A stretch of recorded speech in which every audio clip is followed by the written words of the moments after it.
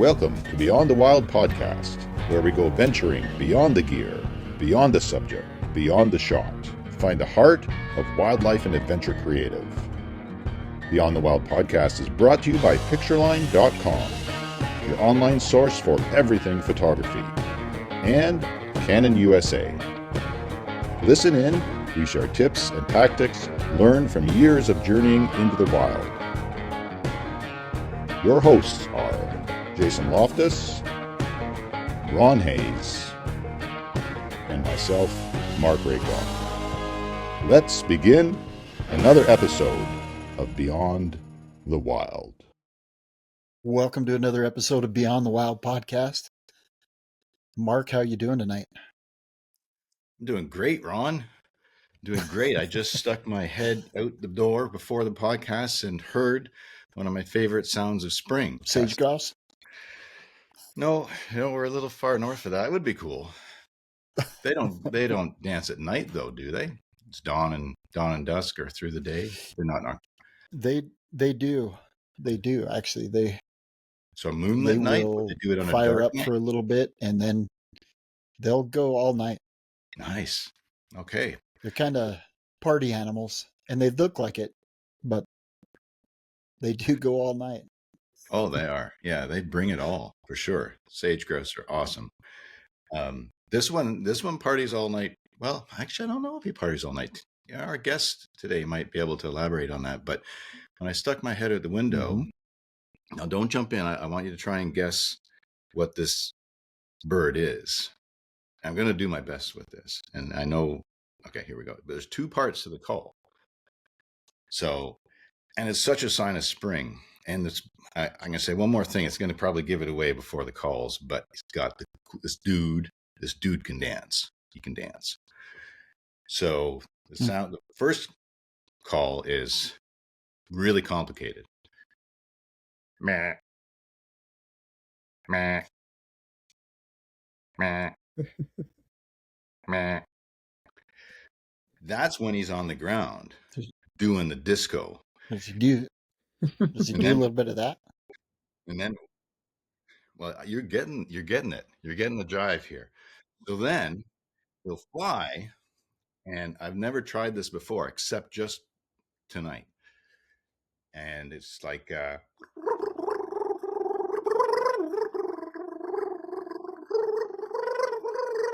speeds up and up, higher and higher, and back down to the ground. Now I know that was only like 78% accurate. Can you Now, I know that was only like can you do that one more accurate. time? Yeah, we did I freeze? I'll do it again. No, you're good. All right. Only 78% Who's accurate. in the backyard? I'm going with woodcock, but Tim Irvin is our guest tonight. Tim the Adventurer Irvin is our guest tonight. So Tim, what would your guess be? Yeah, I'm with you on that. Sounds like an American woodcock to me. And I agree with Mark entirely. It's a great sign of spring. Yeah. And They are probably the best dancers on. Well, the babies do it too, right? You see it on Instagram. Mm-hmm. There's posts out there. If you do hashtag American Woodcock, you probably see it, where the mother's walking along and there's these tiny babies just walking the same way. I mean, they are so cool. The family group. Yeah. Yeah, that's great. Fabulous, amazing looking birds. On another side note with the woodcock, a couple of months ago with the eclipse, I was in the path of totality here where we live. I think I had that experience when I was in grade school, but I know it happened then, but I don't remember the darkness. It did, yeah. I didn't. Second grade. Well, you're not that much younger than me. I was like sixth grade. No. Oh, okay. Oh, I'm not younger than you at all. I think you're older. No, that's what I said. It's the same thing. You're younger, I'm older. By a little bit, by a hair. But I didn't photograph it. I just wanted to experience it. So I went outdoors and sat on the edge of the woods. And it was so interesting how the birds and the squirrels and everything just at that last minute when everything went dark, freaked out, all kinds of calling, and the squirrel's like, unhappy, something's going on. And then right at the totality, everything got quiet for those few minutes. And then it started to come up. The light came up slowly. I mean, it was a super cool experience. We were overcast, so it wouldn't be able to photograph it here anyway, but the light still changed so significantly. But what was really interesting was I walked around the house as the light was coming up, and it was almost back to normal. Mr. Woodcock was out in the backyard at 3:40 in the afternoon starting his dance. And he did like one routine, and then it was like, whoa, this isn't right, and went back in to cover. Hold on a second. They don't do it till right at dark, right? So the eclipse tricked him into a dance. Happens every Tim, very cool. Were you guys you were probably getting the same thing that I did. Yeah. Well, no, we drove about an hour and 20 minutes south of where I live, and then we were also in the zone of totality, which was it was a really cool thing to see. Nice. And like Mark, I didn't even try to photograph it; I just observed it, and what an amazing thing to see. I got some incredible stuff in 2017. Was the one that went kind of corner to corner across the U.S. and I got some crazy stuff that year. This year I didn't. It was snowing, so right, yeah, there was no hope of getting anything, and we were a long ways from the path of totality. So right. Did you see the crescent shadows on the ground? That was one of my favorite parts. Is I threw a white sheet down, and everything that created a shadow, it's all crescent. It interesting. The shape of the sun. Huh. And I did not see that. So, welcome back, Tim. Welcome to Beyond the Wild. Great to be here. Welcome back. It's been a long time since we visited, and so for those of you that don't know, we had Tim on. He talked about a tremendous canoe trip adventure that he had up in northern Canada. And then we had Tim back on, and he actually interviewed us on Wild and Exposed. So Tim's been in both roles on our podcasting past. And so it's great to have you back and to catch up. I am envious of some of the trips that you take and lead, and I can't wait to get into some of those, because you have done the Spirit Bears for quite some time, and you've done the one that we're going to get into. You've done it for a while too, but I think looking at the images that are coming from that workshop, I think you're having quite a lot more success, or you at least have it dialed in a bit. Yeah, that's interesting. So I can say more about that once we get going a bit, so we can come back to that. But it's great. It's great to be here back on the air with you guys, and I'm excited to dig into this. Enjoy your company. Tim is one of the best adventure personalities, ecologists, all around great human beings that I know. This is embarrassing to say, though. I mean, we've communicated so much, but never met in person, even though we live like 3 hours. And we actually don't even live that far apart from one another. We'll remedy that sooner than later. We do need to fix that. Where one of my best friends grew up, and he only lives half an hour from there now. Cool. Correct me if I'm wrong, but since our last super fun podcast where you turned the tables on us, did you not finish your master's in ecology since then? Oh, I did actually. Gosh, has it been that long since we've been on the air? Yeah, I finished that. I mean, for somebody to continue their continuing education is, I think, a wonderful thing in life. So I brought it up, for that reason.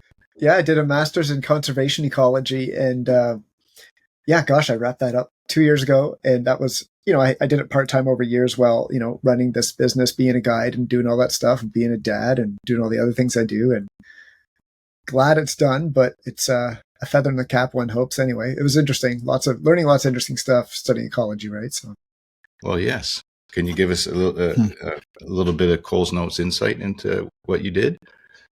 Yeah, sure. So interesting that you started talking about birds, because I studied birds for my master's, and we were studying the birds up in the far north of Ontario, so up near James Bay and Hudson's Bay, up in the subarctic. And that is part of the biggest piece of intact boreal forest in the world, right? So that in conjunction with neighboring Manitoba, it's literally a globally significant area. And so one of the things that's amazing about it is that the far north of Ontario is really pristine. You know, there's a number of First Nations communities, some winter roads, but there's really hardly any development at all. But there's a big proposal for something called the Ring of Fire, which is a big mineral development. I think originally it was going to be mining chromium, but I think there's also talk of getting minerals out there that would be good for electric car batteries, etc. But the idea up there is that because this area is really intact, the Ministry of Natural Resources want to get some good biological data up there, or expand their biological data set, make it more robust for use in conservation planning, because there's the opportunity up there to really do it right, because they're starting with an intact ecosystem, set of ecosystems. There's the chance to plan this right in conjunction with the First Nations and try to go ahead with the development that's probably inevitable in a way that's as culturally and ecologically sensitive as possible. So that's the context that this project was situated in. And for me, we had a really good data set of birds. So in the summer there, the breeding birds represent 70 to 8% of all the vertebrate species. And so they're really good indicators. So if you can map out the areas where where you find greater diversity of birds, that's a pretty good indicator that it's a area of high biological value overall. And that's a good thing to know when you're doing land use planning. So that's essentially what we were setting out to do. And yeah, it was a good adventure to go up there and fly around and explore the far north. It's an incredible landscape up there. Very different than anything else I've seen, because a lot of it is there's the Canadian Shield, and the other part of it is Hudson's Bay lowland, and just these massive bogs and fens, and seeing the herds of caribou from the air. We'd see what's unique: black bears and polar bears and moose and caribou all from the air. Pretty good adventure in and of itself, actually. I was interested so when we went to Churchill last fall, right, and that's one of the things that Drew said, is he said, you know, you really have the opportunity, especially the time of year that we went, because we went in September, to get the autumn color. Oh, he nice. said you really have the opportunity to see grizzly bear, black bear, and polar bear, all three. Yeah. In that area that time of year. And yeah, I didn't have any idea that all three species were occupying the same ecosystem up there. Yeah. Isn't that neat? I mean, I remember the first time I went to Churchill, being in a helicopter flying up the coast there and looking down and seeing a bunch of polar bears, and walking around, you know, within a reasonable vicinity were a bunch of moose. And I never thought of those two animals. I mean, this was, gosh, 15, 20 years ago. And at that point in my life, I'd never thought of those two species having overlapping territories, right? But Churchill's a real mixing pot, culturally and ecologically, and it's a really neat place. I'm just absorbing what that's like. I mean, again, it's such an expansive landmass up there for the boreal forest that is, you know, by land a total challenge to access, as you would know from the adventure that was referred to was a solo 7-week trip that you did. Is that correct? Yep. Right. Yep. So that was further north and west, sort of in the mainland of the Canadian Arctic, north of the Arctic Circle on the mainland. And that was a 7-week solo trip that, that was getting back to be 2008. But so you ended up in Hudson Bay at the end of that trip, didn't you? No, that one ended up in the Arctic coast. Okay. Yeah, right. In the Arctic coast. Whereas my master's degree was more in the Hudson's Bay, James Bay watershed. Yeah. Both quite different landscapes, but both fascinating and just big and wild, right? I mean, that's what's so incredible about those spaces up there. They're just, the immensity of them is staggering. Yeah, it's what's hard to comprehend. And when you look at a map, you can appreciate it, but it is that type of habitat that is largely inaccessible by foot, right? So to do your canoe trip has always resonated with me. I mean, the spirit quest of oneself to do that and to succeed at it, and the character that builds, and the lifelong stories and appreciation for natural history, but also just yourself. You know, there's so many layers to that just makes me pause and fascinates me. So we jumping around a tiny bit before we move forward on the wolves and spirit bears. Springtime, there's something when we were messaging about doing this podcast I've always been drawn to, and you were talking about doing it with your children, and I think that's a fantastic. I mean, obviously you're a wonderful role model and parent for teaching young people about history. Well, from everything I've seen, for sure, 5 stars. But this is such a cool outing. Thank you. And I'll let you take over on and what this was, this night adventure that you were out on with your kids. Yeah. So this time of year, so right when so I live in a part of the world where there's all these sort of hardwood forests, and in the springtime, right as in the forest, there's all these ephemeral ponds, and in the springtime, they're just this bursting with activity with breeding amphibians, right? So I stick my head out the door and I'm hearing the spring peepers early in the spring, these little tiny tree frogs peeping away. And that's the signal. Once you get some peepers singing, you get out there and you get a heavy rain. And then we go up to these ponds with headlamps late at night and haul the kids out of bed and take them up there. And what we're looking for is the breeding aggregations of salamanders. So we've got a couple of different species here. Well, we've got a number of species, but a couple of species primarily that we find in these ponds that are quite close to our house. And it's really a cool spectacle. I mean, these things can be, some of them are, 7 inches long, bright yellow spots on the black bodies. They're really quite striking. And to see them, when you're out there, listen to this chorus of frogs singing on a moonlit night, and you see these, really dazzling little animals in these ponds. I mean, they kind of look like rubber toys. And you scoop one of those up and you put them in your kids' hands, and they're just captivated, right? And I love that. I love, because it just brings me back to being a kid. I've always been fascinated by salamanders, and I love seeing that in my own kids. I love facilitating that for them. And we've had some great outings this spring, and that's the kind of thing where you always want to get your kids to bed on time. And I say, well, screw it. This time of year, there's higher priorities. Get them out there. Mm-hmm. Let's get some sleep deprivation and show them something wondrous that most people never see, because it's after dark and you kind of got to know what you're doing and where you're going. And we're lucky in that there's some ponds really quite close to my house where we've got some really good aggregations. It's a great, just like kind of like the woodcock, to me, it's an important part of spring. Yeah. So these ponds can be quite small. They're not necessarily big, right? Mm-hmm. Oh gosh. Some of them aren't even a foot deep, and they're, 15 by 10. Some of them are bigger than that. Some of them are smaller. Some years there's more water. Some years there's less. But the idea is that there's no fish in them, so the eggs aren't getting eaten by fish. And it's really neat. I've tried my hand at photographing them.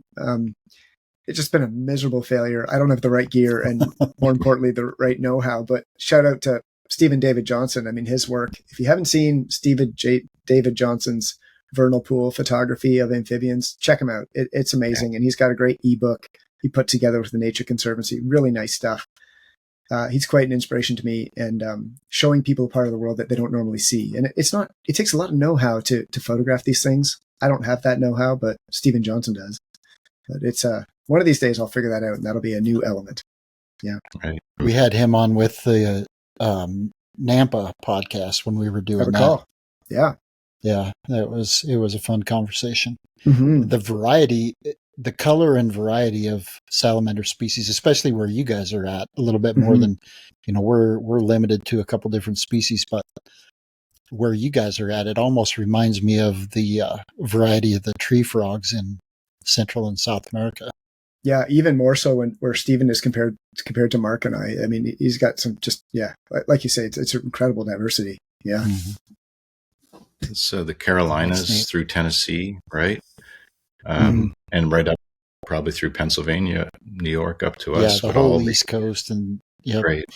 And there are people on Instagram. He's definitely one. There are a few that take great images. And to me, since being a young person, they're such a cool creature. I mean, they're little tiny, I don't know, it's like little hands, but they're articulated.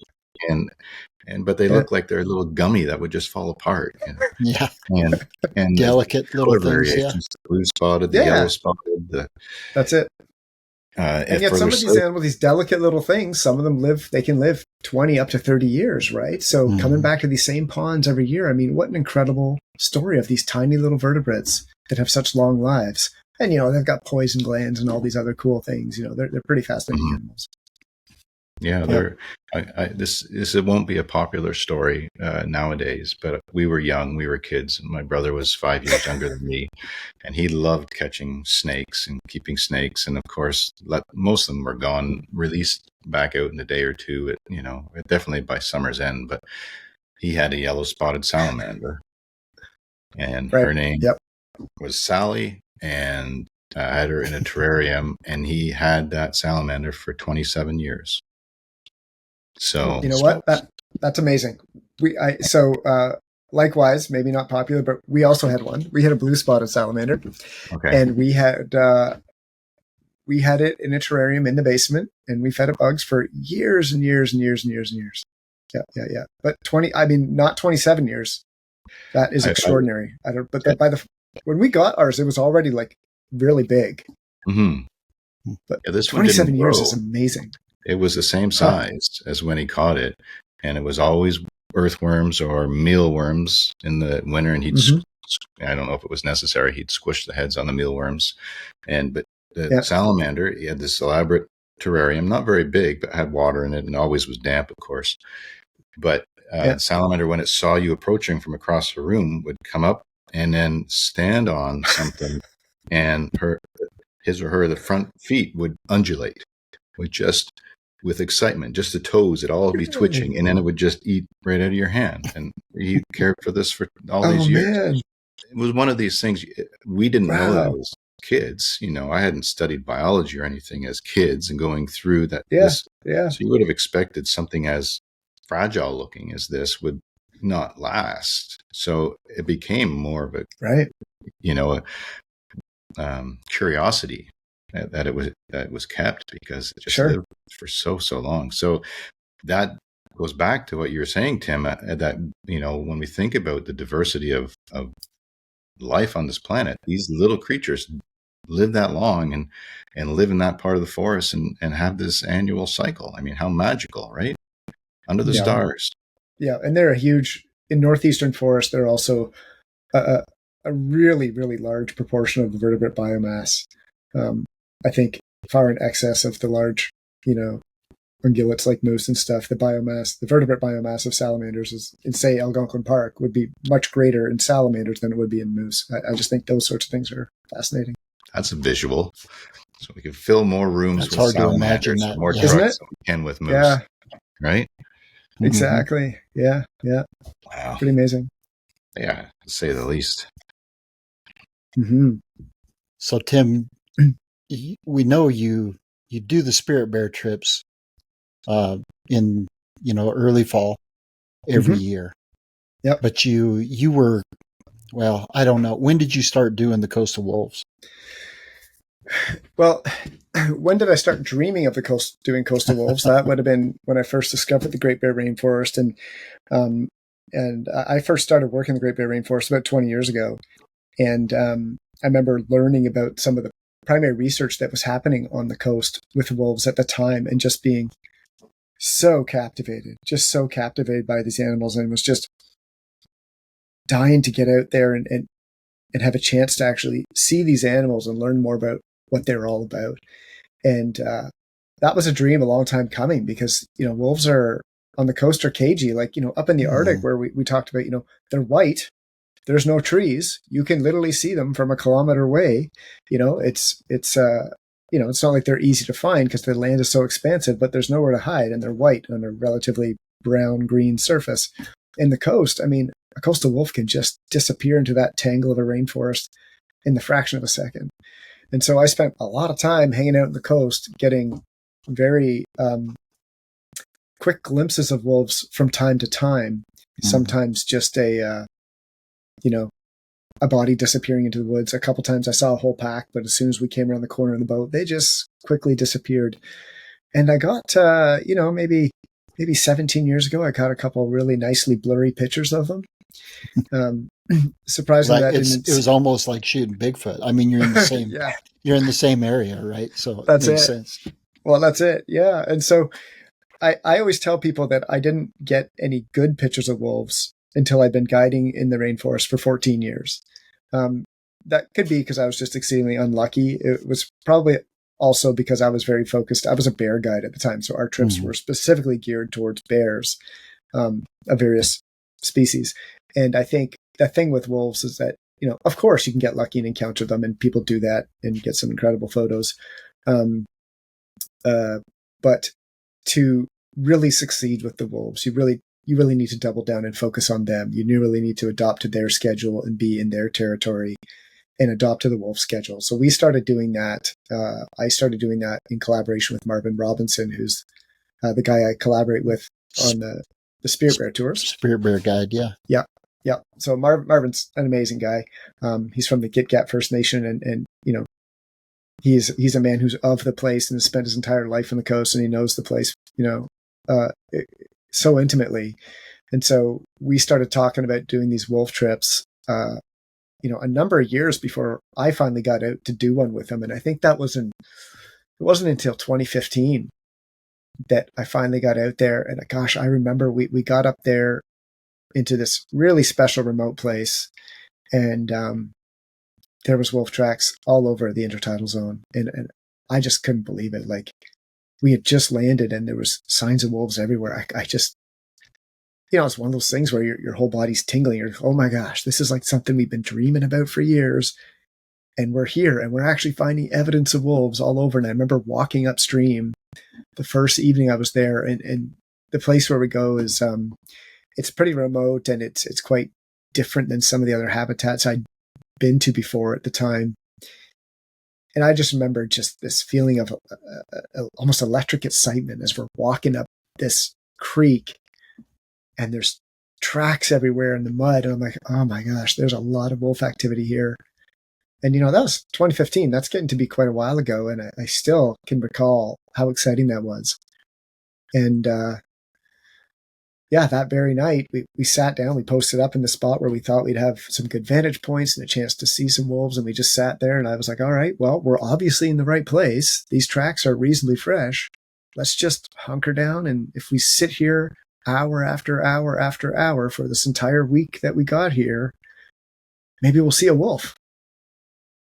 And then about 10 minutes later, I saw these grasses starting to twitch, and 4 puppies rolled out of the grasses. Oh, you guys were right on the den. Oh, it was right at rendezvous site. It was in August, so they were away from the natal den then. By then, they'd moved to this rendezvous site. And I just couldn't believe it. So I had foolishly put on a teleconverter onto this. I just had like a 100 to 400 lens. I put a teleconverter on it, and it was probably, I don't remember if it might have been the old Canon 100 to 400. I don't think it worked very well with the teleconverter. Anyway, I got so excited by what was happening, and these wolves came down, and an adult sort of poked its nose out of the grasses and saw us and sort of trotted down to check us out. And then the puppies followed. There ended up being, I think, 6 of them. And they followed this adult female down who came to check us out. And I was just completely underprepared, and I was completely overwhelmed emotionally by the experience. This is literally something I dreamed of. Like, I was hoping to see a wolf that week, not like 6 puppies and an adult within, 15 minutes of arrival. And I shot all these images at f8, at shutter speeds of like a 200th of a second, shooting at like 640 millimeters or something. So, they were not very remarkable images, but what an experience. They were all blurry, and I think I managed to get a few good ones in there, but that was my first real introduction to the coastal wolf. And wow, that experience still packs a punch all these years later. Yeah, that's kind of gets the hair on the back of my neck standing up just listening to it. Yeah, sorry, Ron, I can't remember what question you asked me. I kind of went on. You asked me a question about coastal wolves, and I'm bound to just keep talking. So sorry about that. No, it's good. That's why you're here tonight. Yeah. So did you guys, on that initial trip, you just went in, just you and Marvin? No, we had You took a group? we had a group of 5 or 6 people with us. And these trips are they're exciting because they're camping trips, right? So this is the approach we take, is that you just need to be out there. You don't have time to be going back to a lodge at night. Wolves tend to be active in the morning and evening. You got to be there. You got to be ready. I mean, we've woken up some mornings, we've woken up at night, and there's wolves howling right around our camp. So I should describe that for you a little bit. So our camp is a couple of 2 or 3 boats tied together, small boats, and we have like a plywood. In the old days, we had a tent on board this flat-bottomed herring skiff, and we slept in there in these bunks, and it was really rustic and not very comfortable and awesome. It just felt like this is a real wildlife photography adventure. We're not sleeping in cushy beds and having showers every night. We're doing it properly. We all smell, we're all wet, we're slightly uncomfortable, but we're on an adventure, and that's what an expedition should be in wildlife photography. So we have this camp that's 2 or 3 boats tied together. And what happens is at low tide, it just rests on the ground. And so then we can walk out. So a couple of nights there was a low tide in the middle of the night. And of course the wolves came to sniff around the boats because there's this unfamiliar thing in their territory. So they're sniffing around and howling all around us in the middle of the night. And we wake up in the morning and there's tracks all around the boat. And oh man, pretty exciting. Been able to capture good audio? That's a great question. We've got some actually pretty decent audio from an iPhone, and we had. I do have some decent audio. I brought a shotgun mic with me one year. I don't know much about capturing sound. I've got a couple clips here and there. One gentleman brought like a whole bunch of sound recording gear one year. He was really eager to get some good recordings, but that year, we just didn't have any good bouts of howling, or when we did, it was windy or otherwise raining or something that interfered. So we've had incredible choruses of howling all around, but I don't think we have any professional quality recordings of that, unfortunately. Yeah. The iPhone does a very good job. It really does. If you're in close proximity, it captures pretty good audio. It really does. There was I did this Instagram post a while ago where I tried to describe this morning. We woke up again. Sorry, you just poked me with the wolf stick, and here I'm going to go. But we wake up one morning. It's totally foggy. We can't see anything, and we're just like, well, I mean, our chances of seeing a wolf this morning are not very good. And so we're sitting around drinking coffee, and then of course, boom. Howling wolves. And we're like, wow, they're not that far away. But it was like pea soup. And so we throw our stuff together and we just start walking in the general direction, nice and slow. We won't want to be pushing any wolves around. But so we're walking that direction and they're still howling. We can't see a thing. So we just we feel like we're getting reasonably close. Maybe we're within 100 meters. Can't really tell. So we just stop. And then we stop. And then Marvin pulled out his iPhone. And he's taking a video. He didn't do a voice recording. He did like a video aimed in the direction where we were hearing the sound from. And it's just fog. It's nothing, but it's actually quite a good recording of the wolves. And there was 2 of them. At least for me, it's a great recording because it reminds me of this incredible moment where we're just sitting there and you can hear the wolves howling, and then it would get quiet. And we just stand there staring at each other thinking, my God, this is incredible. Sure would be nice if this fog went away. But then eventually, we looked up and you could see blue sky. And eventually there was a bit of a breeze and things started moving. And eventually, it's like pulling apart like a cotton ball, right? Eventually, it just started to thin out, and then it swept across, and there were 2 wolves lying on the sand staring at us. And we have this really neat, I love the iPhone. This isn't meant to, I just should say a cellular phone. It's not meant to be the iPhone commercial. But we have this great iPhone video and audio recording leading up to this moment when the fog parted and we actually get to see these beautiful animals. There's a black wolf and a gray wolf together on the sand. And we were able to get some beautiful photos. But yeah. That was a neat one, which was an audio and visual experience in many ways. Yeah. That thick fog like that, for me, is exciting because you may not get to see anything, but if you do, number one, it's going to be in close proximity. Number two, you're going to get images that nobody else has.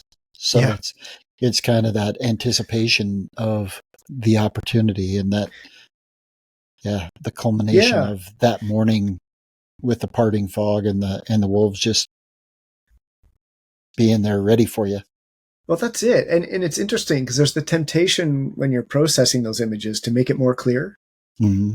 Using your different sliders to do this and that sort of gadgetry. But that's not the moment, right? The moment wasn't clear. The moment was, foggy and hazy, and maybe it looks like a noisy, crappy picture, but that's the story of that image, right? And you're absolutely right, though. You can get some really neat, very different feeling images in that kind of weather, I guess, than you can in, more clear light. Really unique. Yeah. I'm ready. Yeah. I'm ready for the discomfort. I'm ready for the fog. I'm ready for the rain. Let's go.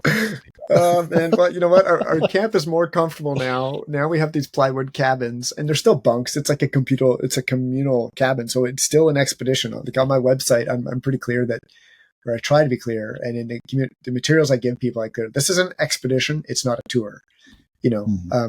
And to me, there's a difference there, and I try to explain that to people, and I try to scare people a bit. I show them pictures of where they're staying. I try to tell them, hey, there's a chance we could go out there and not see a single wolf all week, because that is possible. I mean, these are wolves, right? And I tell them, it's going to be uncomfortable, or it could be uncomfortable depending on your comfort level with being in the outdoors. And I try to scare people. And I literally had a guy recently, a couple months ago, he's like, well, sounds like you're trying to scare me. It didn't work. Sign me up. and it's neat because then, anybody who appreciates that is probably somebody who's pretty fun to hang out with, right? And it's just somebody categorized it as sort of a high risk, high reward kind of thing, where like, sure, it's a wolf trip. Like our success rate is actually quite high, but knock on wood, I still warn people though that we have had a couple trips where it was really tough. Like we did a trip last summer, the only one I've done like this, where for 6 days we didn't see a wolf. We saw some tracks, and then on the last day, boom, 4 wolves showed up. And we had split into 2 groups. We each had each group had a radio. There was like 4 of us out there, and maybe it's 5. And the one guy was walking across this very large tidal flat, and we turned around, and he was walking in one direction, and there was a wolf following him. And the wolf was closing the distance. It was 200 meters. It was 150. It was 100 meters. And the guy didn't know I was there. And so we're calling him on the radio. We're like, turn around, turn around. But I think he had his radio off. And so we're just watching this unfold. And we're watching, the wolf sort of stopped. Like he had stopped. I think he was trying to photograph some eagles or something. And so he stopped. The wolf stopped. And he's, you can see the guy looking right and left, but the wolf is right directly behind him, so he didn't see it. We're just, we're trying to get his attention, we're trying to wave, but without scaring the wolf. Anyway, eventually the guy turns around and there's a wolf standing there staring at him at, I don't know, 50, 75 yards. I don't remember how close. It was, well, actually, it's probably closer than that. It's probably more like 40. But, these wolves in this area we go, it's quite remote. And my experience of them has been that, I've never been to Yellowstone. That's really unpopular when I say things like that. So I don't know what people's experiences are there really, or in other places. I mean, I've had wolves in the Arctic come close to me, but on the coast here, my experience has been that, and this is probably typical of wolves everywhere, I think it's part of their sort of adaptive behavior, is that some of them are curious and want to come check you out, and some of them aren't. So I've known some wolves in this particular pack that we've got to know over a number of years that always stay on the periphery. They're okay to walk by you, but they'll always stay, 100 yards away.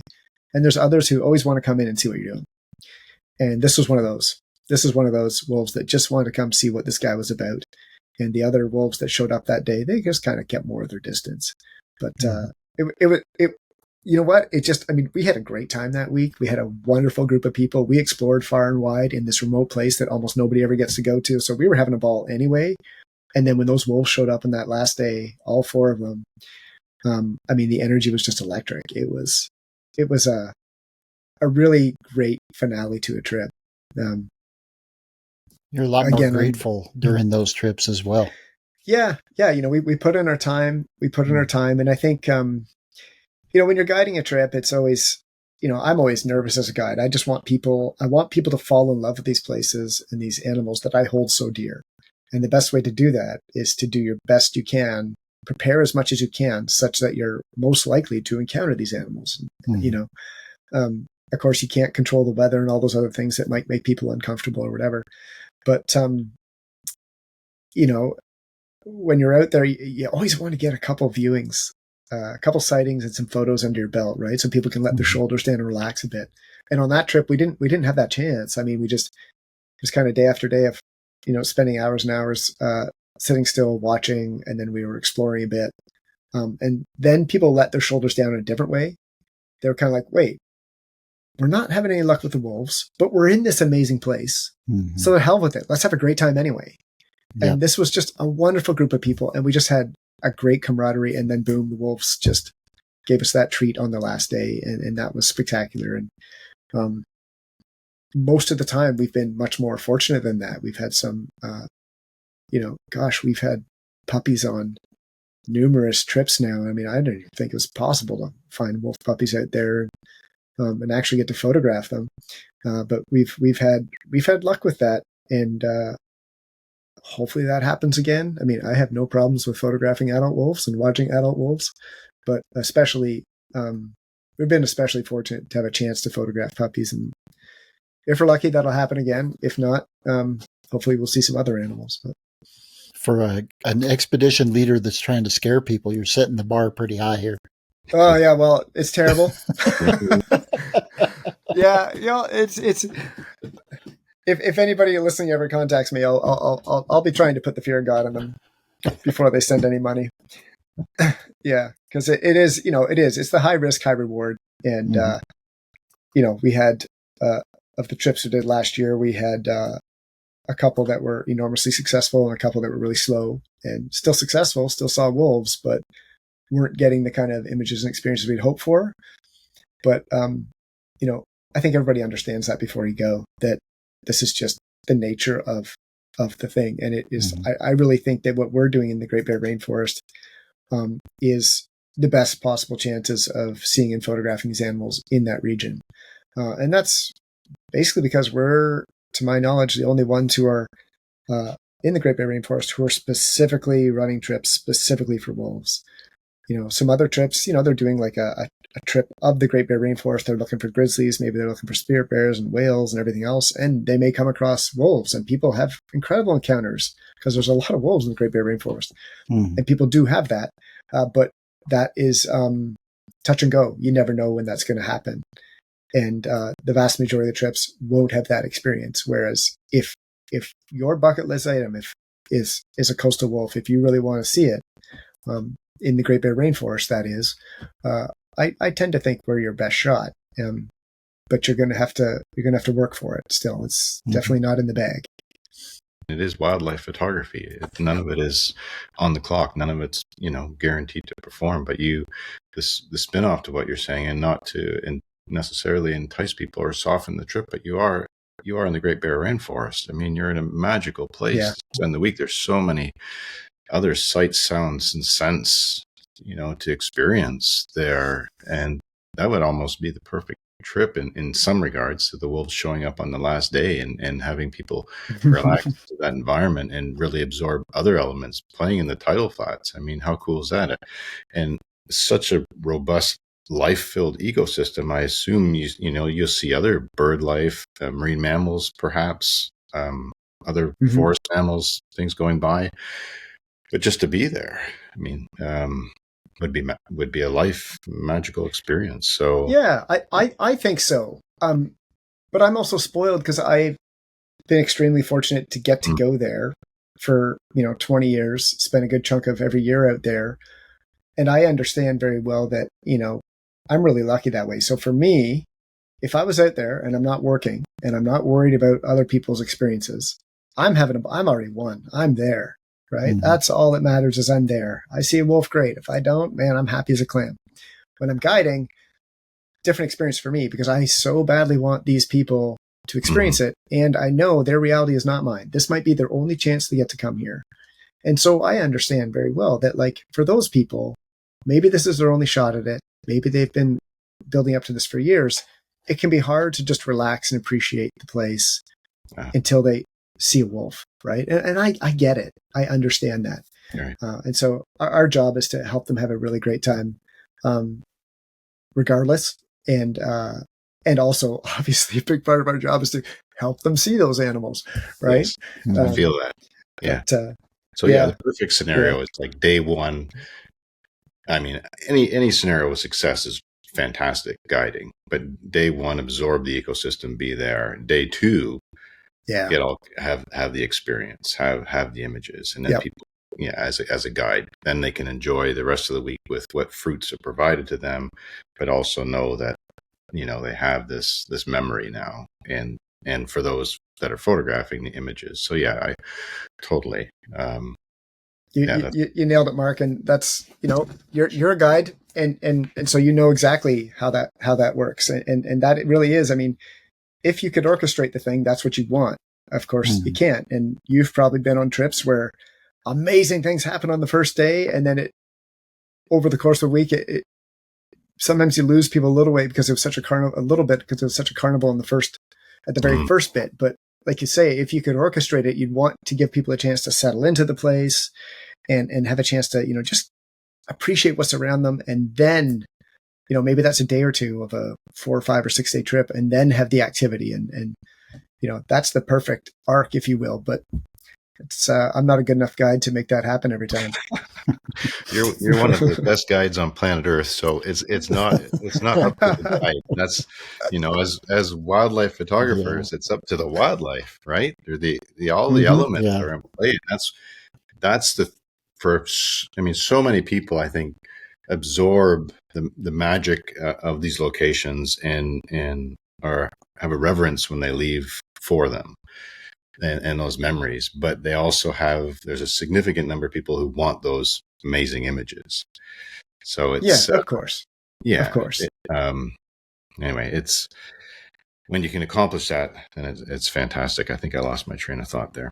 Hope that made sense. Well, that's the guiding dream, and I mean, I think back to your years and years and years of wildlife photography professionally, and I mean, you must have had a ton of expeditions where you're counting on getting the images, and man, that must be tough in an entirely different way.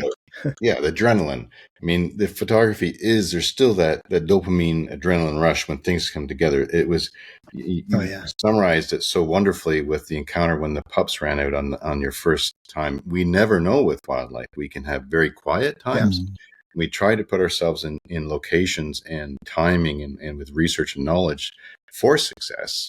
But there are all kinds, and rightfully so, very quiet times, which is what makes the successes that much sweeter, right?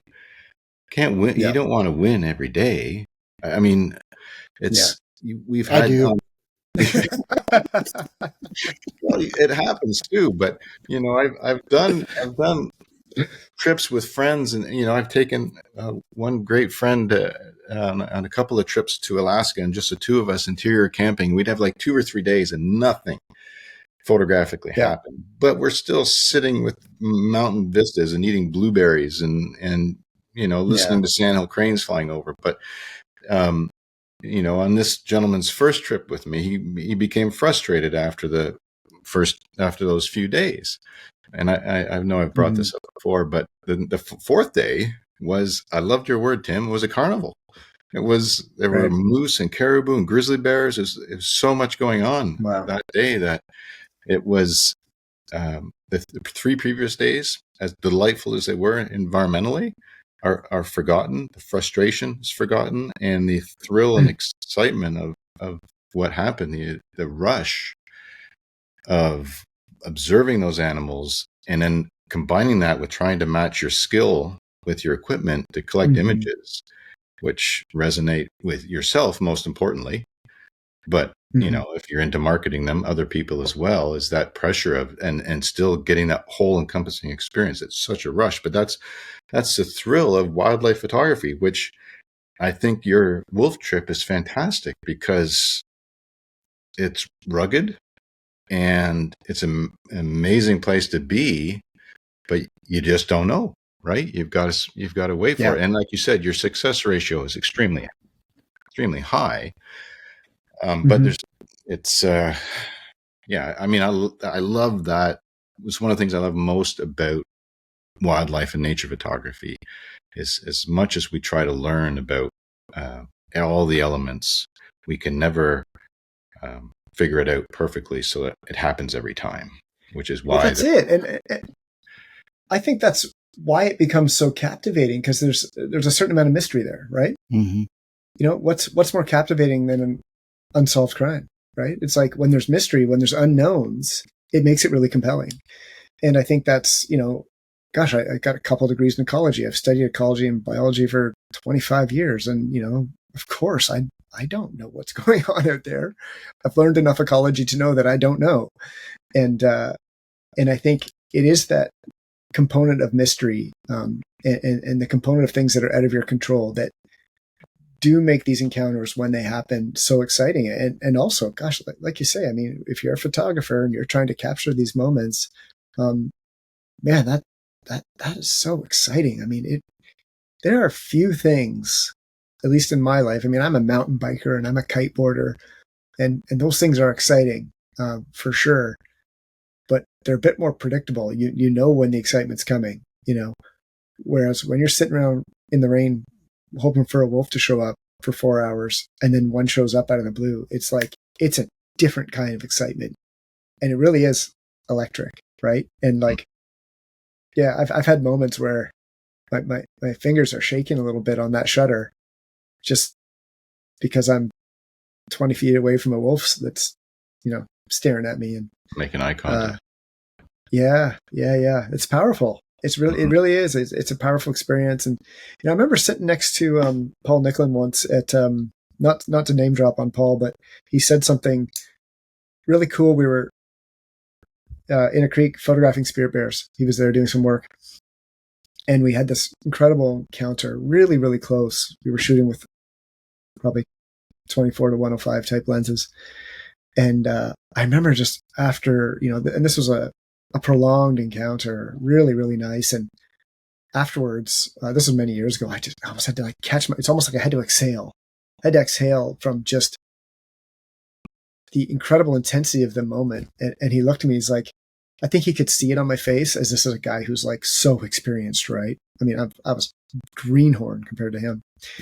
And he looks at me and he says, it's emotional, isn't it?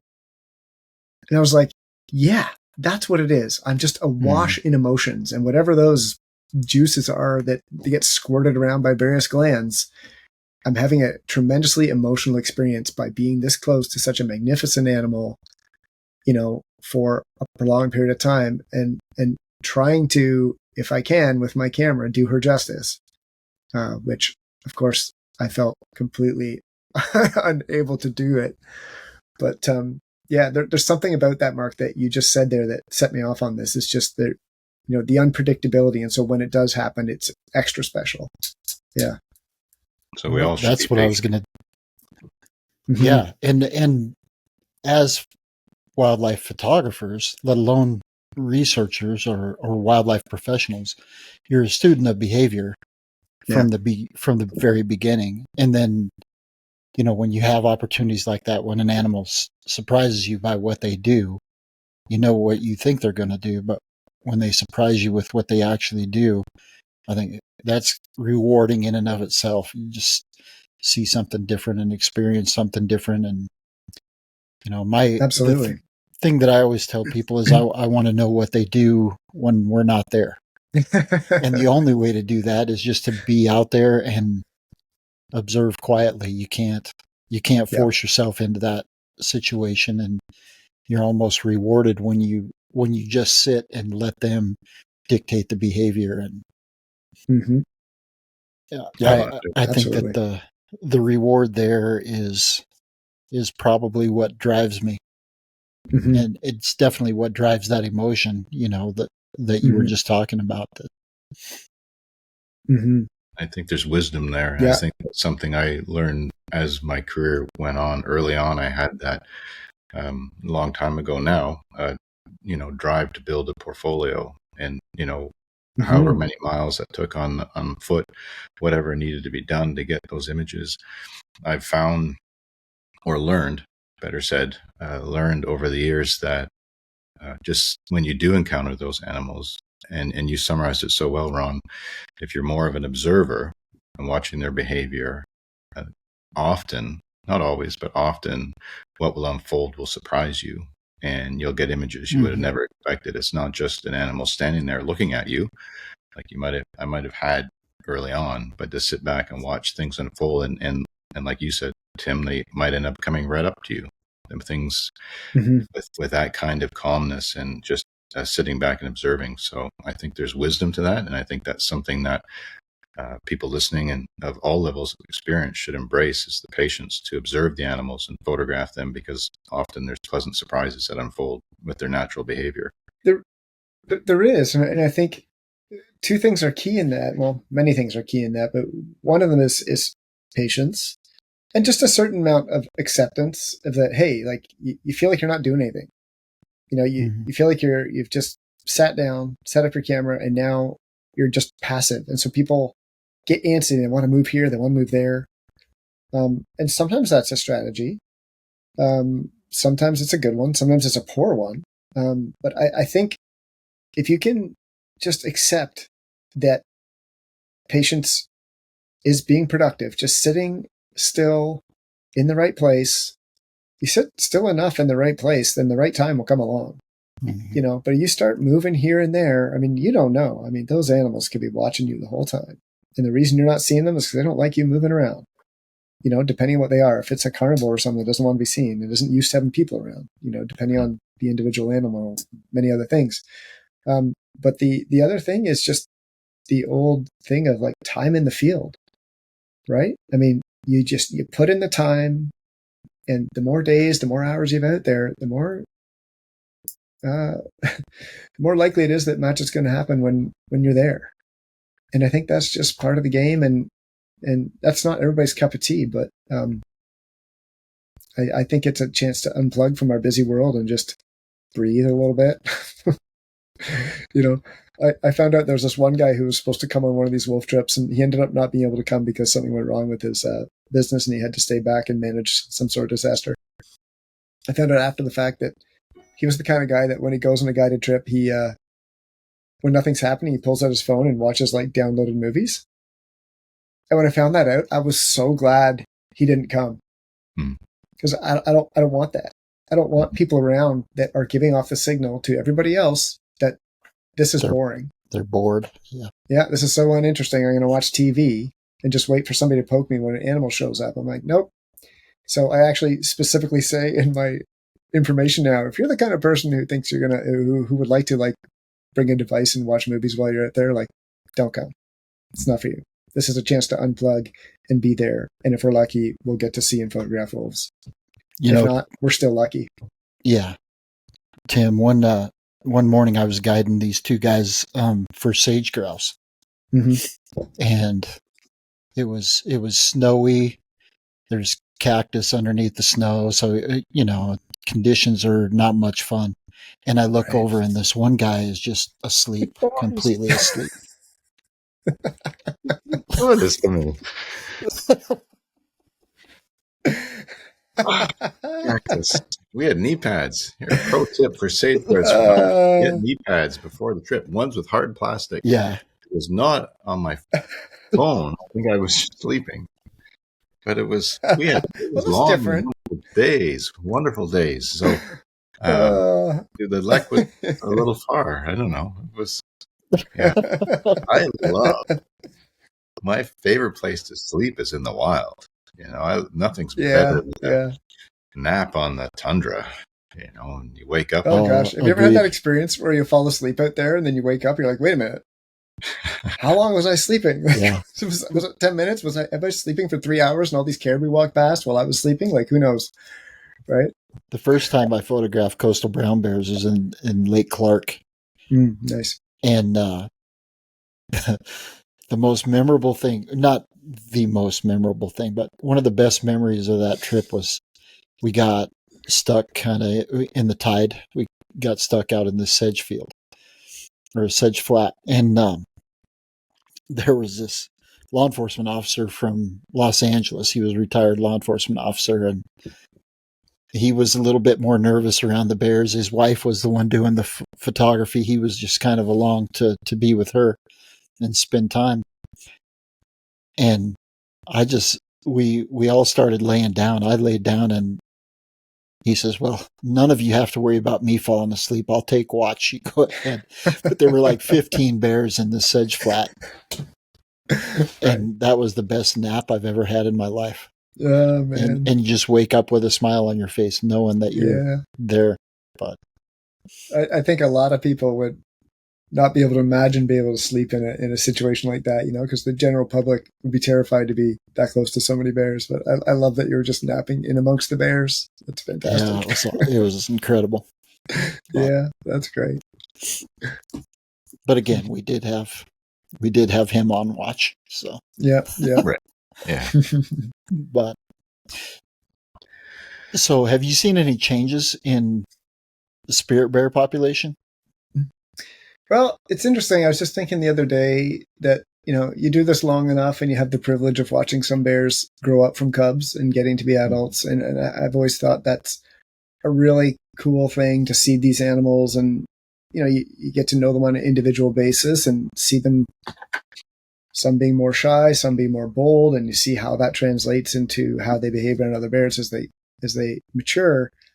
But the other side of that coin is that some animals grow old and disappear.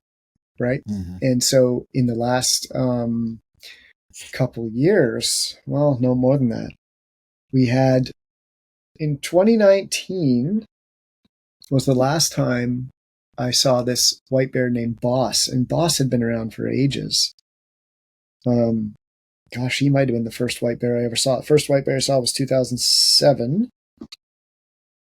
And I keep meaning to pull out my photos and look to see if it was him, because he was really distinctive. He was a white bear with a completely pink nose, totally pink, no black on it at all. Most of the other white bears have either a speckled nose or a black nose, but his is fully pink.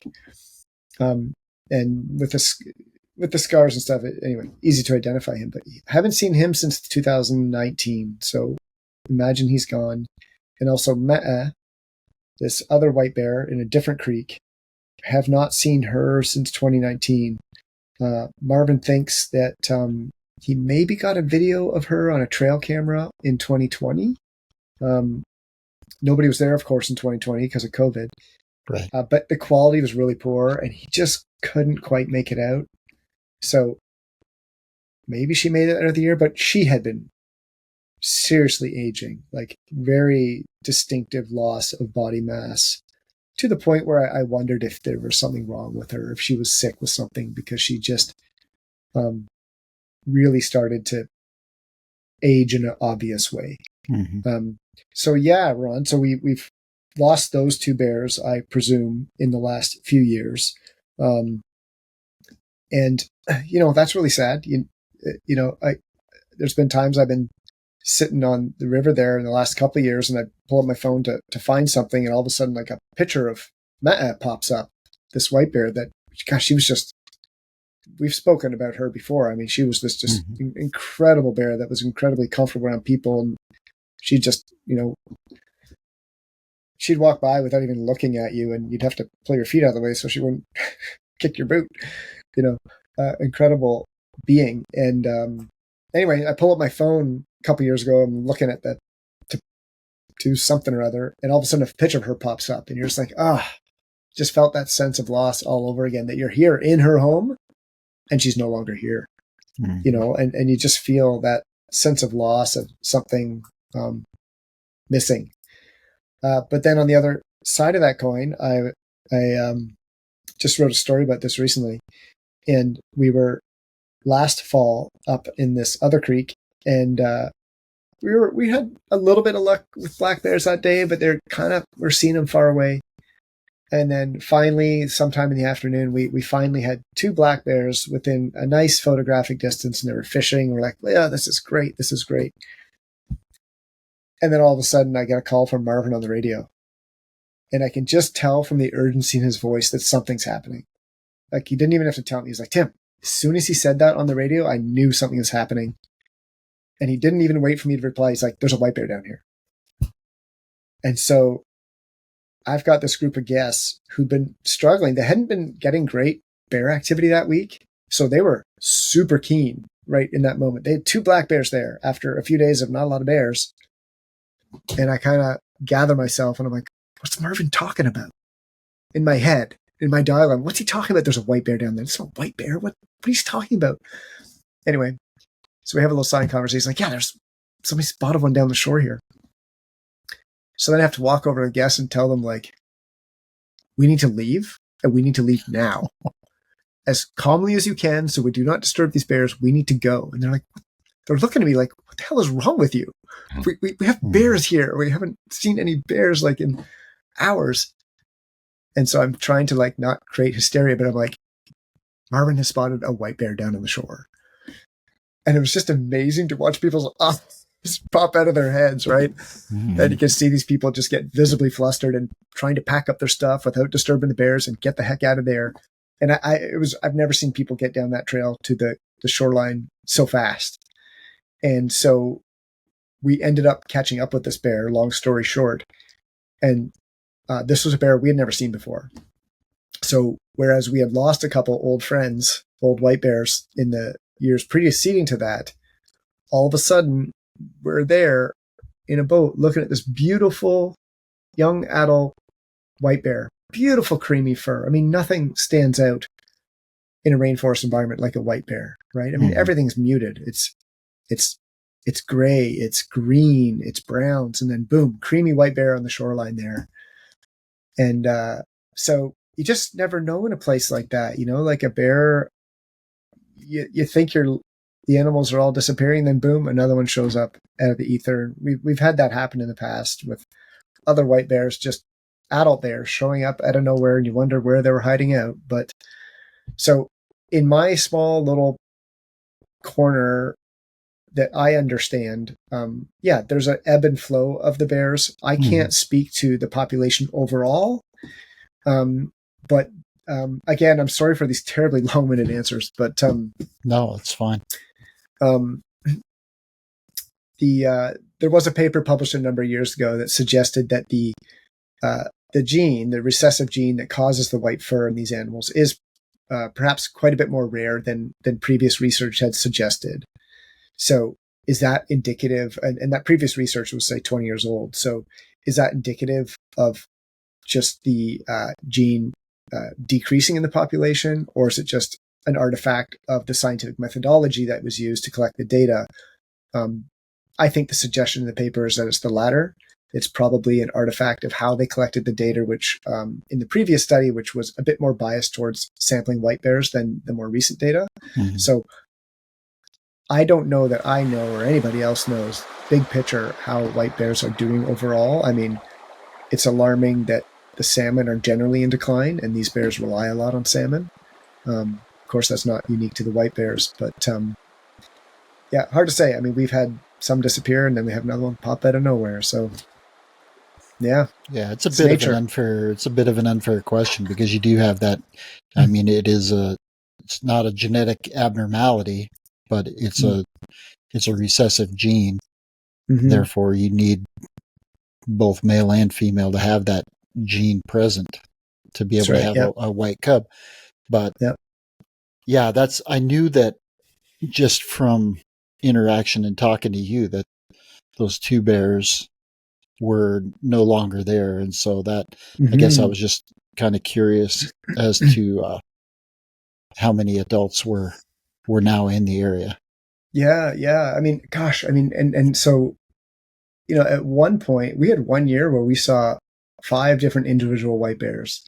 Granted, one of them we only saw one day. Mm-hmm. I've only ever seen that bear once. But that year 1, 2, 3. Yeah, we saw 5 that one year. Prior to that, normally there'd be 1 or 2 around. And right now, I know of 3 in the area, including that new bear. So they're still around. There was, we guided many trips in the past where, people would see, if they were going to see a bear, they would see boss, and if they weren't going to see a boss, they wouldn't see a white bear. They'd just see black bears. Mm-hmm. So it's changed over time, and I think it's hard with I've only been working in Great Bear Rainforest for 20 years. I've only been working with Marvin in his territory, doing the spirit bear specifically for 10. I mean, I've poked my nose up there a number of times since 2007, but Marvin and I formally working together for 10 years. That's not a very long time span to know a place, right? I mean, Marvin has way, way deeper knowledge, both local and indigenous knowledge on these animals and how many have been around in the past and how things change over time. But yeah, I mean, nature is dynamic. That's one thing for sure. Right. Yeah. And a decade seems like a long time, but really, in the scheme of things, it's a very small sample size. Oh, yeah, it sure is. And especially, I always think about, it's such a privilege to work up there with the First Nations people. And, the archaeological evidence suggests that, there's been people on the coast there, indigenous people, for 14,000 years, right? So that is an awful long time to get to know a place, right. So it's, I think it's hard for outsiders like me to have any kind of understanding of, how close these people are to the place and how well they'll know it in ways that I never will. That being said, so when we were in Churchill, one of my favorite parts of the Churchill trip was getting to know the history of the indigenous people there. Mm-hmm. And I know in the Great Bear Rainforest, there are opportunities to spend time, learning the culture as well. And obviously you're not going to learn a lot about it in that shorter period of time. Do you guys offer those kind of opportunities on your trips? Yeah. Oh, absolutely. Because we guide these trips. So the structure of how we run these trips, which I haven't explained clearly, is that, so Marvin and I are kind of a team. So we operate in Marvin's nation's traditional territory. That's the Gitga'at First Nation. And so Marvin's got the boats. Marvin's got the guest house. I organize everything on the outside. I gather all the people, and then we guide this together with our collective teams. So he's got a team of guides. I have a team of guides. We do this all collectively. So you're always kind of with somebody who's like a photographer or ecologist primarily, and then you're with somebody who's like a Gitga'at First Nation person. So you have this incredible opportunity to be with people who are looking at the landscape through different lenses. One through, say, the ecological lens, one through the indigenous lens. And I think a lot of really neat things come from that because, you'll see in the quiet moments, some people will go and talk to Marvin or one of the guides that work with him, and they'll just start talking about other things. Maybe they'll, just chewing the fat, talking about anything, maybe hockey, but then maybe they'll start talking about the culture of the Gitga'at people. And maybe they'll talk about their, camp where they go harvest seaweed and halibut in the spring. And you just hear these really rich conversations come out. And I think that's something that's really neat is that when we go up for the spirit bear trips or the wolf trips, we are staying with the people who are from the place. We're not at a lodge that's staffed by people from elsewhere. We're staying in the homes basically of the people who are from the place. And I just think that's an amazing opportunity, and there's some people who take advantage of that more than others. I always encourage people to ask questions, learn what you can. I'm always like, when people start talking about culture and stuff, I always try to, learn something new, because as much as I hear some of these things each year, there's so much to learn. It's, learning another culture and understanding how these dynamics work is a complex thing, right? And so for me, it's an amazing opportunity to be a fly on the wall while people are having these conversations. And then I'll go and chat with some other people about nerdy ecological things. And I think it makes a rich stew, if you will. Yeah. Yeah. Fantastic. Our muskox is like that. Host Alan, he's indigenous, and it's his camp, and And so there's that element too. But I think that's for the amount that one can absorb in that period of time, it would be important to connect with that community. Yeah, it just adds a new element, right? Mm-hmm. New element compared to some other trips where that opportunity's not there. It's a whole different way of life, and the history is something. 14,000 years. How do you comprehend that? Well, one of the women I was interviewing, I used to do some writing and communications work for some of the Central Coast First Nations, and she framed it for me this way. She was like, "Well, that's 700 generations of people who have lived here," and I think of like my hometown. My family lived there for like 2 generations, and we thought we knew the place. Right? Compared to 700 generations, I'm like, oh yeah, right. We don't actually know anything, So that's why I say I think it's hard for people like me who don't have that depth of sense of place to really comprehend people's attachment or understanding of the place, as a white guy from elsewhere. Yeah, but you clearly love it, and you're attached to it. You're connected to it for whatever you can. Oh yeah, right. Yep. Yeah. That part is definitely true. Oh yeah. Mm-hmm. Yeah. Well, we've had 3 conversations, Tim, online on this format, and I just, you're one of those guys. There's a few people that you can just sit and listen to forever. That's because I talk for so long when you ask me a simple question. if we didn't enjoy what you were saying, we'd interrupt. Well, Jason can go and cut me off when he edits it, and I won't be offended. No, there won't be any of that. Sorry, Mark, go ahead. No, I just say love every moment of it. Yeah. You summarize in such rich detail and such eloquent language. I always enjoy your company and hearing the stories. On a camera side note, not quite as rich in meaning, but in tool importance, very critical. I remember our conversation last year, updated your Canon equipment to an R5. How are you liking that? Fancy piece. That's right. My first toe into mirrorless world was an R6, a Canon R6. Was it? Did I mistake and that? Now, it was. No, you did not. You did not, because I eventually got an R5 too. And so now I have one of each. But yeah, the mirrorless thing it really is remarkable. I mean, the light sensitivity alone, I mean, the rainforest is a very, very dark environment.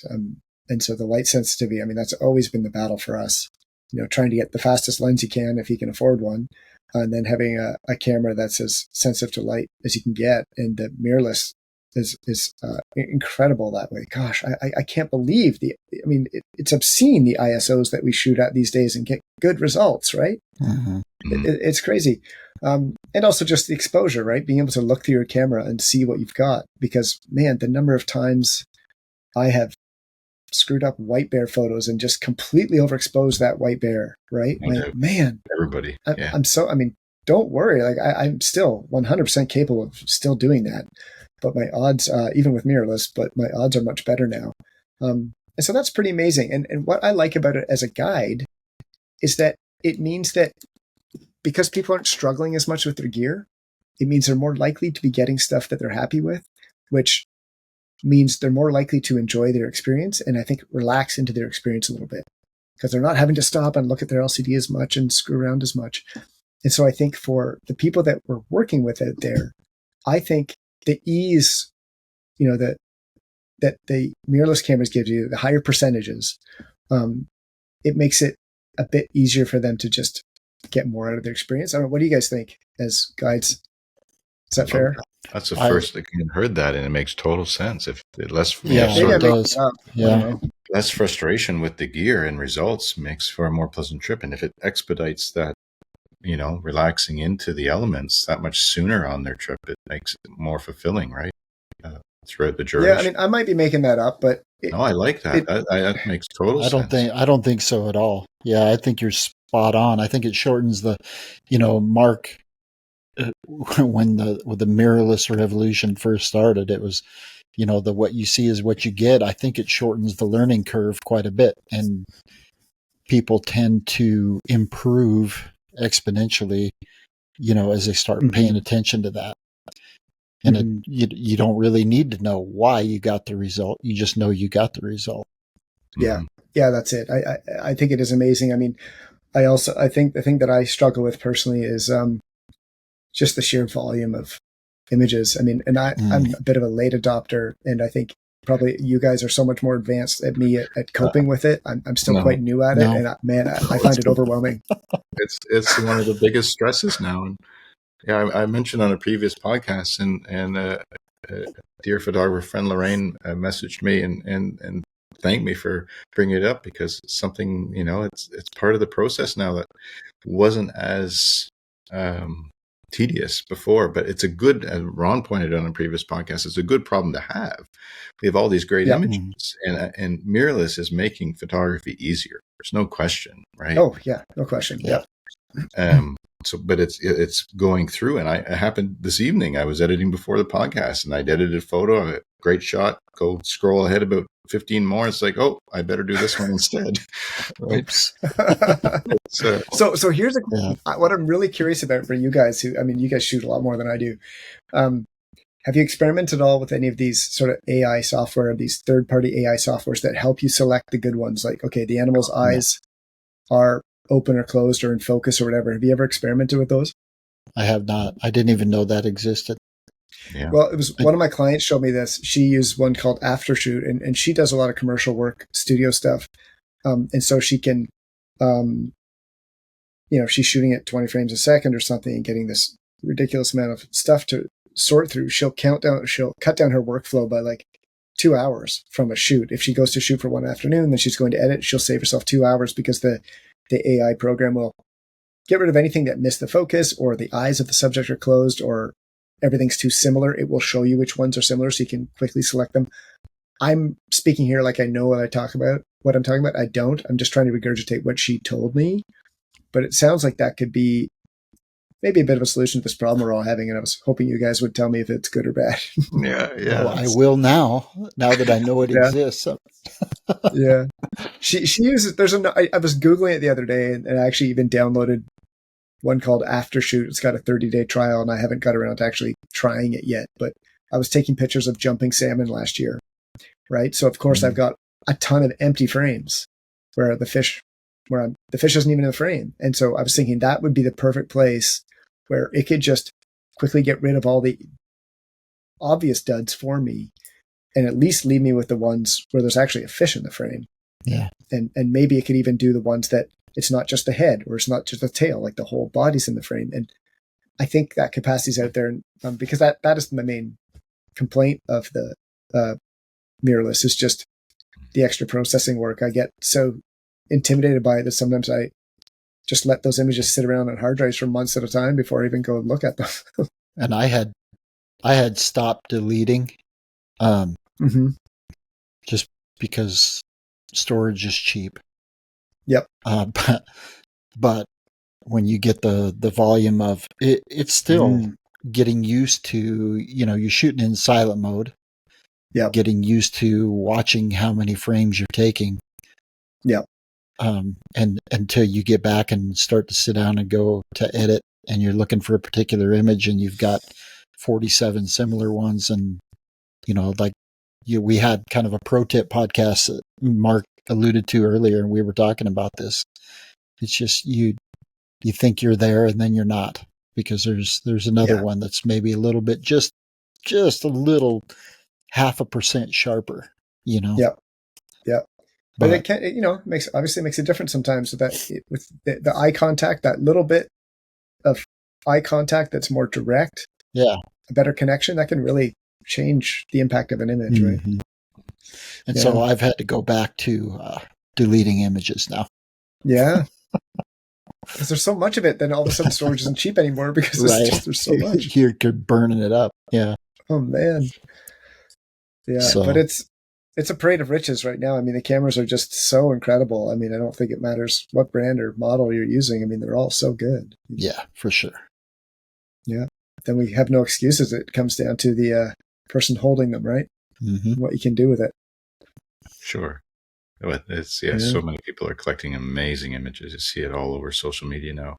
But I really appreciate the perspective you shared on that. I think that's a big bonus of this advanced technology, is that people can enjoy the atmosphere they're in sooner because of it. There's not as much struggle. And I mean, and a white bear, or black bears for that matter, black color phase bears are historically a challenge if you couldn't see your exposure. Oh yeah, right. So hard. It's wonderful. Even harder than white bears, I would argue, because especially if it's a heavily overcast day and we're in the shadows, which we often are. Gosh, getting a good exposure on a black bear is tough. You know, but a heck of a lot easier when you can see your exposure through the viewfinder. Yeah, for sure. Yeah, I'm glad you're enjoying it. I'm glad it worked out. The R5 and R6. Yeah. On the sure. On the 1 to 5. See, I tried to sell Tim my pristine brand new equipment at the time. Shoot, I was hoping you wouldn't bring that up. I was dragging my heels, and I actually don't have the 1 to 5. I still have the 1 to 4. Sure. And Mark was gracious. He gave me the opportunity because Mark had got this, but then he was going back to his Nikon roots, I guess. And he gave me the opportunity to buy his R5 and this 1 to 500, and I was dragging my heels and not wanting to spend money, but I think about that often and think, well, that was dumb. That was really dumb. I should have bought that stuff. Life has a lot of elements that come into decision making, but I would have delivered it, and we would have had a coffee or a beverage in each other's company. Right. That's due to happen soon, even without That's it. Just find a camera to buy, and then we'll make it happen. I think you're set for now. I think that's I should be okay. Yeah. R5. I did. Yeah. But I love the 800 PF, so there we go. Oh yeah. Hey, guess what? Yeah. Guess what? Okay, what is it? Canon just opened up the mount. So that means that, I mean, there are only specific lenses right now that are opened up, but Sigma made kind of the equivalent of the PF lenses. Oh, interesting. That are soon to be available on the RF mount. Wow. I caught that. They're opening it up to Sigma, Tamron, other third-party lens manufacturers. It's still specific lenses. You know, they just made that 200 to 800.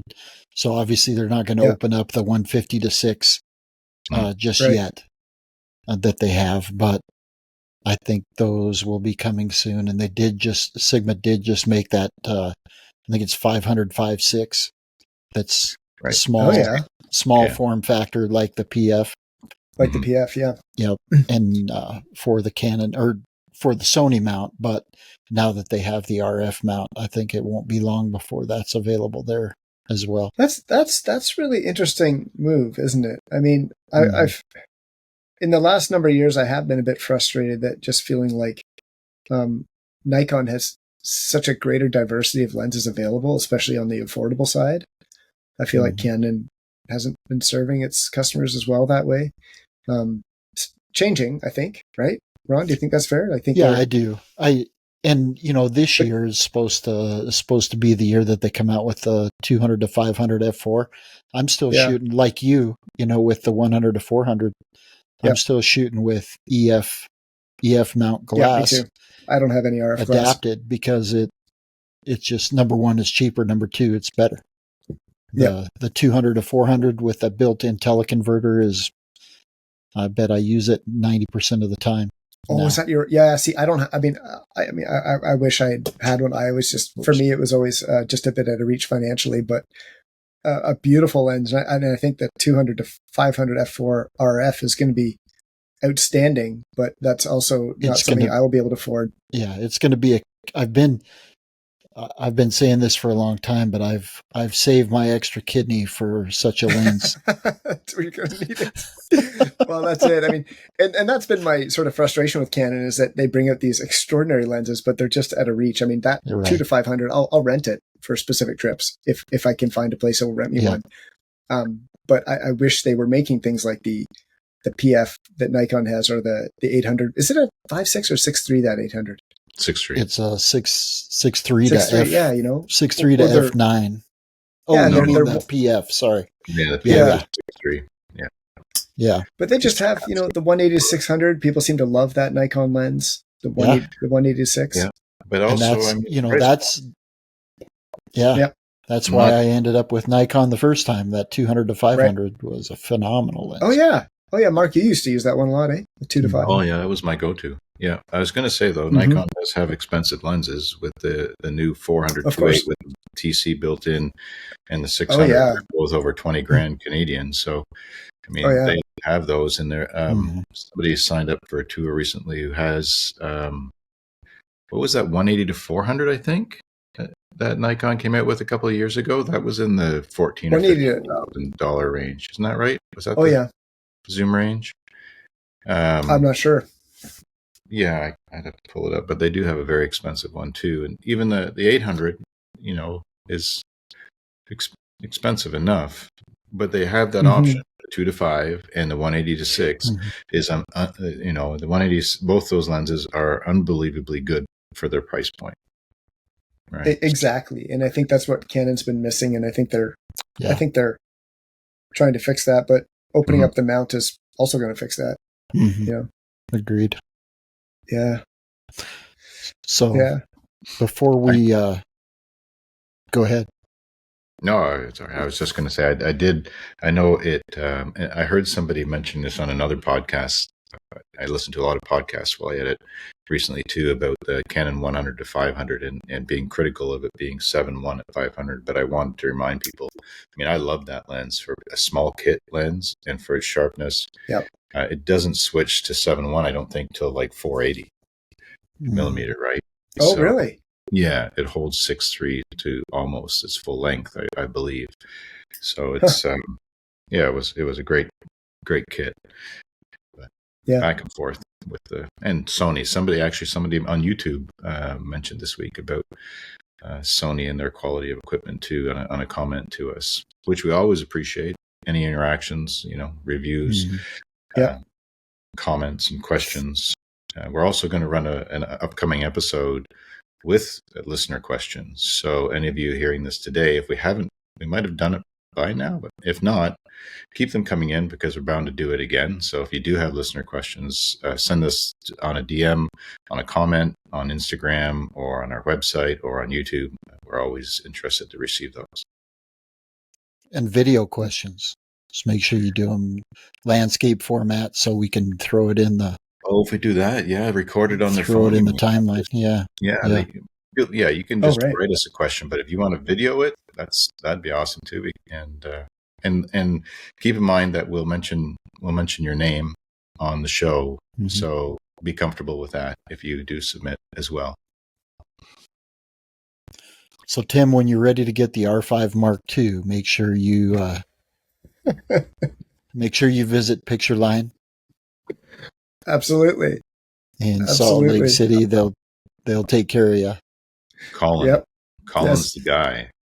He's the person to talk to there for the access to the. When's that coming out, Ron? What's the scuttlebutt on that? I don't know.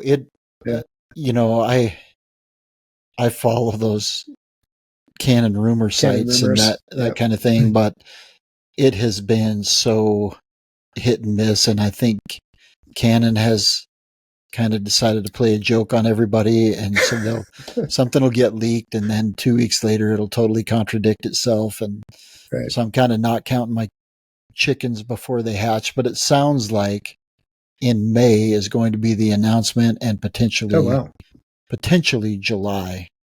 They might be available.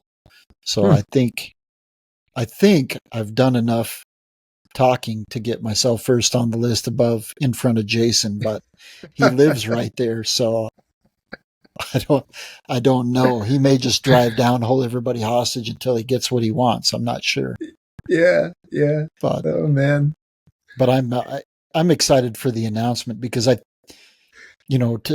about the technology, I think that the technology change is coming, with the stack sensor, backside illuminated sensor. You were talking about low light capabilities, and the R6 actually had better low light capabilities than the R5, because of the smaller sensor. Yep. And but the backside illuminated and the stack sensor it reduces noise tremendously. So I think the low light capabilities that you're talking about are there. It's going to get better exponentially really fast. It's not going to be a global shutter. Like Sony just came out with the A9 Mark III.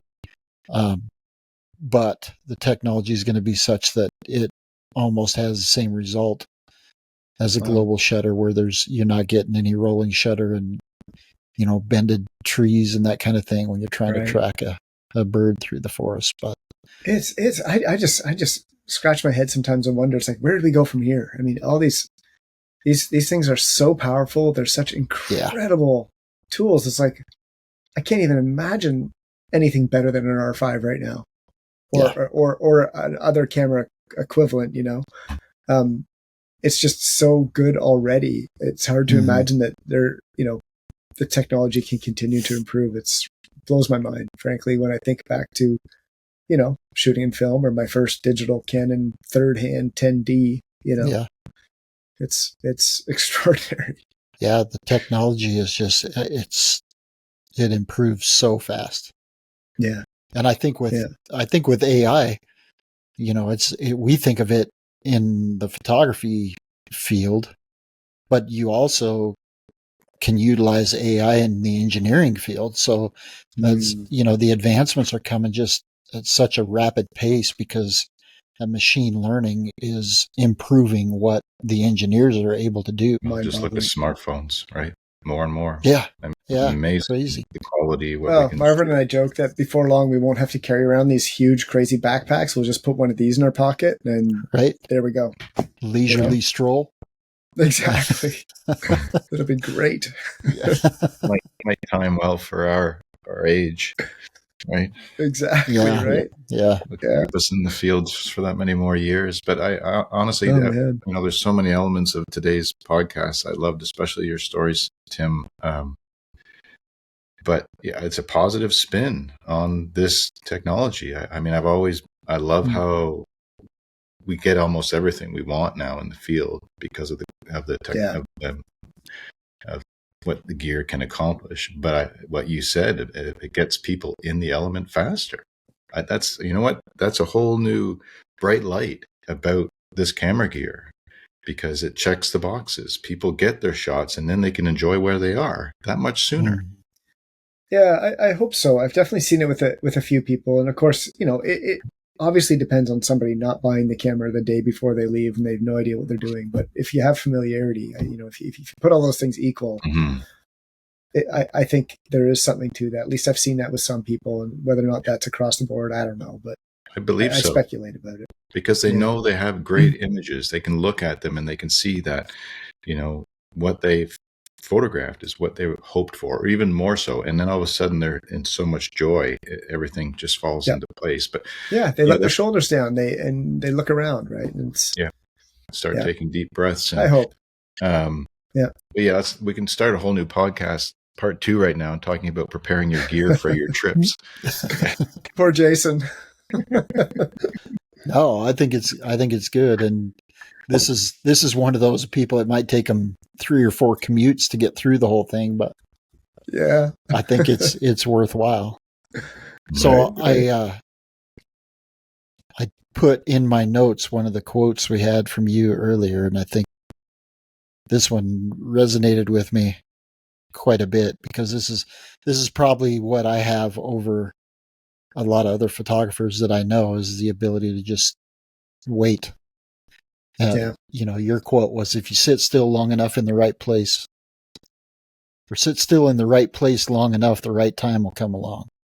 Yeah. And I think you can have all the camera gear in the world.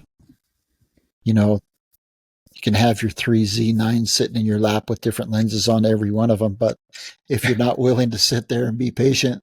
You only need 2. You only have 2 hands, and 2 eyes. Well, that's it. That's true. And then you got to have the wherewithal to be able to put those things into action successfully when it all happens, and not be shooting at f8 and at a 200th of a second when the wolf puppies walk by at 600 millimeters. But patience is a virtue. Yeah. I missed one of the best caribou group videos last year guiding, and they came along with my and I was on my smartphone. I was going to film it, and I've learned this, so it's burned me. I'm just telling this story because it happens to everybody all the time. You can almost expect on a week-long trip, something at some point it's not going to work the way you wanted it to. Yeah. Even if you've perfected your gear, so it's an extension of yourself, you've used it so much with the smartphone. Always, when you're doing video, make sure that little red light's on or flashing. Oh, yeah, yes. So easy to hit record, hit stop, hit record, and be on the wrong cycle when a whole group of caribou run past you at like full frame with beautiful background, and not have recorded before and after, but not, it happens. And but we must hold on to, accept the memories and be gracious for the experience, and let the frustration wash away because of all the other successes. I mean, it's human nature. It's going to happen. So your wolf experience, everybody understands the excitement of that. And there's so many elements to look at. It happens. But yeah, be careful on your smartphone with video. Make sure the red light's on. Yep. Your camera, I've been there. But, right. Well, thanks so much, Tim. I know. Oh, pleasure. You're a busy guy, and not only with what you have going on in the field, but with your family and making sure that they're growing up learning the lessons that you've learned along the way. Yeah, I look forward to when they get a bit older. They're just 9 and about to turn 7 in a couple of days. And so when they get a bit older, I look forward to getting them out there face to face with some of these wild, toothy animals. That's going to be fun. It'll be amazing. Yeah. Awesome. Yeah. Always great to see you. Thanks for taking the time. Yeah, thanks for having me, guys. I really appreciate it. It's really been fun. Nice to see you here again. Yeah. Well, I'm going to see you in person before I see you on the screen again. Let's say that. I hope so. Let's make that happen. Thank you for sharing your stories today.